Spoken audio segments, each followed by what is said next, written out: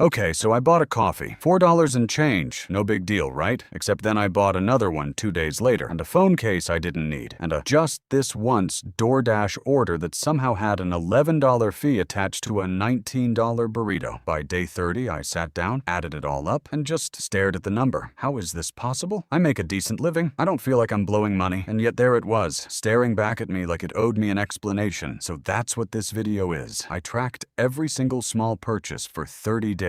Every tap, every swipe. It's only $5, and I'm going to walk you through exactly where it went, why your brain is basically designed to miss it, and the one number that actually broke me. My name is Jack, and I spend an unreasonable amount of time thinking about where money quietly disappears. If that sounds like your kind of nonsense, hit subscribe. I've got a few more of these coming. Here's why this actually matters. Most people don't go broke from one bad decision. Nobody wakes up and blows their rent on a single purchase. That's not how it works. What actually drains people is 1,000 tiny decisions that each feel like nothing. Individually, they're forgettable. That's the whole trick. Your brain isn't built to track $4. It's built to track $400. So the small stuff slides right past your internal alarm system, completely unnoticed, 30 or 40 times a month. Let's break down what actually happened. Step 1. The coffee tax. I thought I was buying coffee 2 or 3 times a week. The log said 11 times. At an average of $5 a cup, that's $55 in 1 month, on a habit I genuinely believed I'd cut back on. Here's the thing, I didn't lie to myself on purpose. I just don't remember the boring purchases. Your brain deletes the mundane ones almost instantly,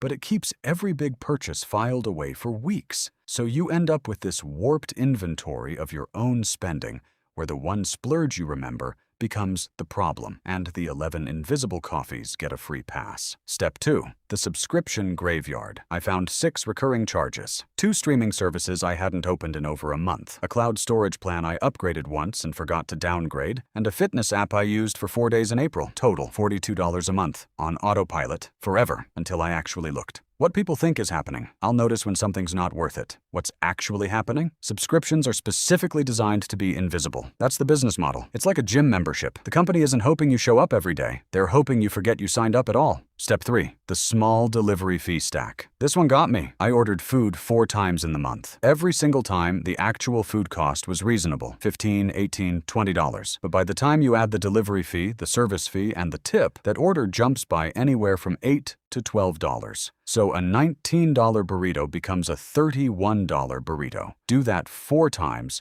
and you've added roughly $40 that never shows up in your head as the burrito cost. It shows up as 4 separate small charges that don't feel connected to each other at all. Step 4. The roundup purchases. This is the stuff under $10. A pack of gum, a phone charger at the airport, a $5 parking app fee. On their own, laughably small. Across the month, I counted 23 of these, average of about $6 each. That's $138 that I would have sworn, under oath, didn't exist. Here's the analogy that stuck with me. It's like using a blowtorch to light a single cigarette. Wildly inefficient for the size of the task, but you don't notice the waste because the task itself felt so small. Step 5. The treat yourself tax. 4 separate impulse buys. A shirt I liked in a shop window, a candle, a random Amazon add-on that made free shipping kick in. None of these individually broke $100. Combined, they were $161. What people think? It's just one thing. What's actually happening? It's never just one thing. It's one thing roughly every week, and your brain treats each one like the first and only exception of the month. Step 6. The convenience premium.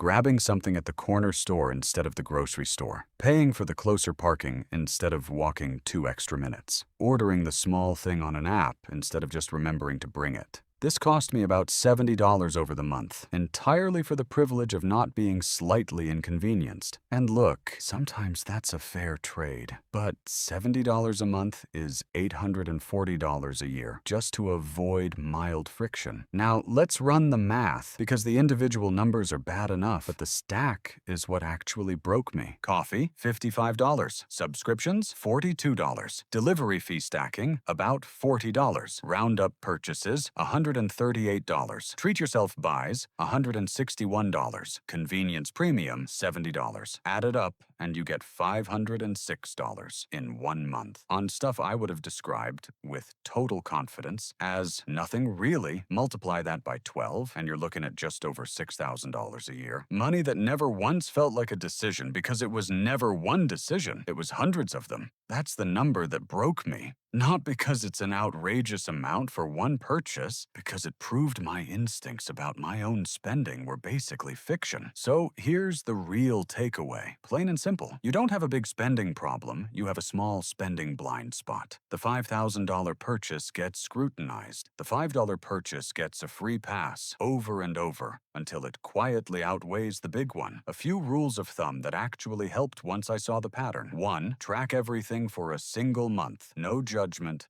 just data. You can't fix a leak you haven't located. 2. Audit your subscriptions every 90 days, not eventually. Set a recurring reminder. It takes 10 minutes, and it's the highest return on time move on this entire list. 3. Put a manual pause on delivery apps. Literally count to 10 before confirming, because the fee stacking is designed to slip past a distracted thumb. 4. Separate convenience from emergency. If it's not actually urgent, the 2-minute walk or the 5-minute wait is usually worth more than the money you're paying to skip it. 5. Give your impulse buys a name, not a budget category. An actual name, like Treat Yourself Fun. Weirdly, naming it makes you notice it the same way a stranger's face is forgettable, but a stranger's name sticks. Look, none of this means don't ever buy the coffee. It means stop pretending the coffee is the whole story. The big purchases were never your problem. The problem was everything you were too busy not noticing.